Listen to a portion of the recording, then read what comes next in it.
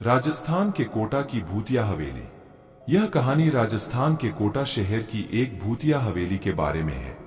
यह हवेली राजा महाराजा के समय में बनाई हुई थी, लेकिन पिछले 18 सालों से इस हवेली में आज तक कोई भी रहने के लिए नहीं आया है। इच्छा होने पर भी इस हवेली में कोई भी नहीं रह पा रहा था, क्योंकि लोगों का कहना थी कि इस हवेली में भूत प्रेत का साया है।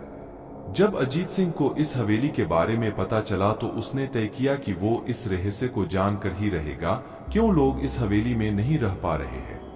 उसने मजबूत इच्छा शक्ति से हवेली में रहने की पूरी तैयारी कर ली। जब उसने हवेली के अंदर जाने के लिए पैर आगे बढ़ाए तो दरवाजे पे किसी अनजान व्यक्ति ने उसे रोक लिया और नजदीक जाके बोले, कौन हो आप और किधर जा रहे हो? अजीत सिंह ने जवाब देने के बजाय उसने सामने सवाल किया, जी आप कौन? मेरा नाम अर्जुन सिंह है और मैं यही पास में ही रहता हूँ। अजीत सिंह ने कहा, ओह अच्छा, मैंने सुना है कि यह एक भूतिया हवेली है और यहाँ कोई नहीं आ पाता है, इसलिए मैं इस हवेली में एक दिन रुकने का फैसला किया है। अर्जुन सिंह ने कहा, जी हाँ, आपने सही सुना है और आप भी अंदर मत जाइए, मेरी माने तो आप भी वापस लौट जाइए, यहाँ बहुत खतरा है। यह सुनकर अजीत सिंह खुश हो गया, जैसे उन्हें कोई लॉटरी लग गई हो। अर्जुन ने उसकी खुशी को देखकर बोला, आप क्यों खुश हो रहे हो? आपको तो भूत का नाम सुनकर डर लगना चाहिए। शायद आपको पता नहीं होगा कि मैं भूत प्रेत में काफी दिलचस्पी रखता हूँ। अगर इस हवेली में भूत है तो मैं अंदर जरूर जाऊंगा और सारी सच्चाई का पता भी लगाऊंगा। इतना कहकर अजीत सिंह उस हवेली में चले गए। अंदर जाके अजित ने अपनी बैग को साइड में रखा और हवेली के चारों ओर देखने लगा। सारे रूम भी चेक कर लिए।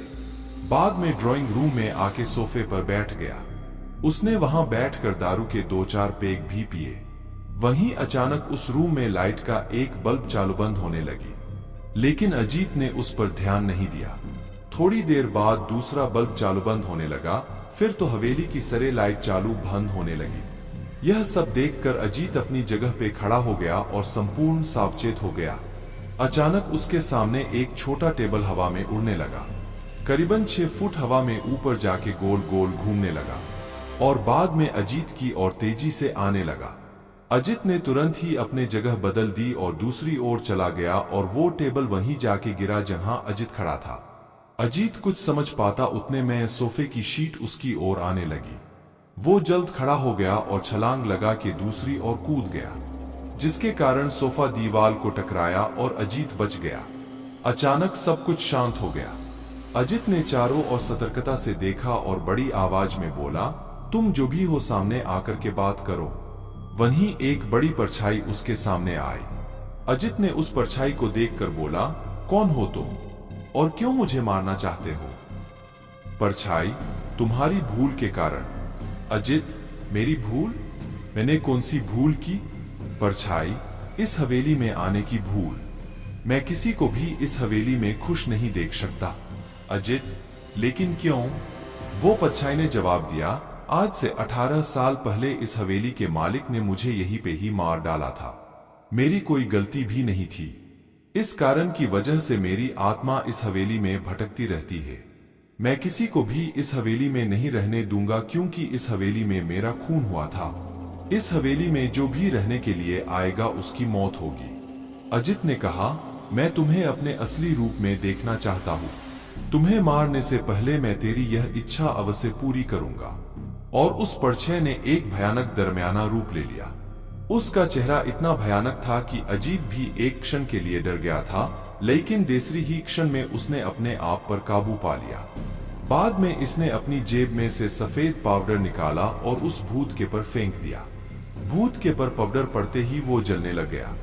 बड़ी बड़ी ज्वाला उठने लगी। वो बहुत जोर जोर से चिल्लाने लगा और बाद में पूरी तरह से जल गया। उसके बाद अजीत ने चैन से सांस लिया और वहीं पर सो गया। दूसरे दिन सुबह जब अजीत को सही सलामत हवेली से बाहर आते देख अर्जुन को आश्चर्य हुआ। अर्जुन ने अजीत से पूछा, तुम कैसे जिंदा हो? जब अजीत ने अर्जुन को कल रात को घटी घटना को पूरी तरह से बताया और बोला, अब यह हवेली भूतिया हवेली नहीं रही। दोस्तों, आपको यह कहानी राजस्थान के कोटा की भूतिया हवेली कैसी लगी प्लीज हमें कमेंट करके जरूर बताएं।